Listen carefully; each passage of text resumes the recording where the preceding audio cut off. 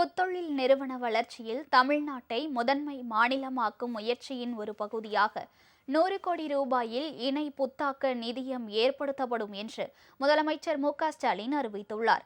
தமிழக தொழில் வளர்ச்சியில் புத்தாக்க நிறுவனங்களின் பங்கு முக்கியத்துவம் வாய்ந்தது என்றும் அவர் கூறினார்.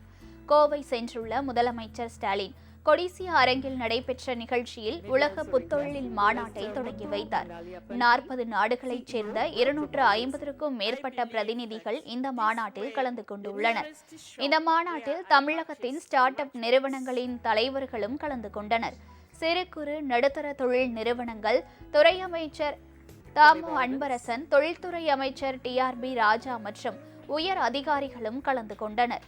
புத்தொழில் மாநாட்டை தொடங்கி வைத்து பேசிய முதலமைச்சர் ஸ்டாலின், தொழில் வளர்ச்சியில் சிறந்து விளங்கும் மாநிலங்களில் தமிழ்நாடு முன்னிலையில் உள்ளதாகவும் அதற்கு திமுக அரசு மேற்கொண்டு வரும் முயற்சிகளே காரணம் என்றும் கூறினார்.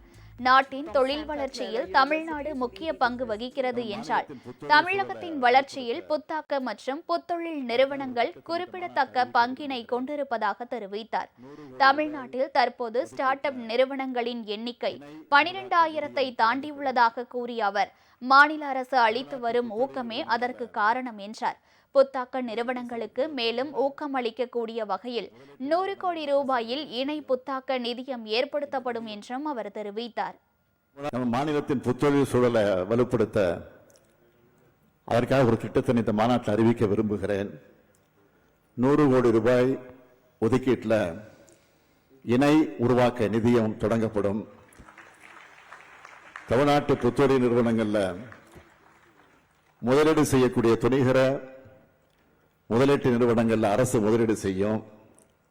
இந்த நிதியம் தமிழ்நாடு புத்தொழில் மற்றும் புத்தாக்க இயக்கத்தால் நிர்வகிக்கப்படும்.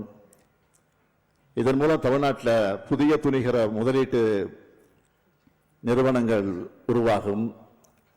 மேலும் உலக அளவில் முன்னணியாக இருக்க முதலீட்டு நிறுவனங்களை தமிழ்நாட்டை நோக்கி இருப்பதற்கும் வழிவகுக்கும்.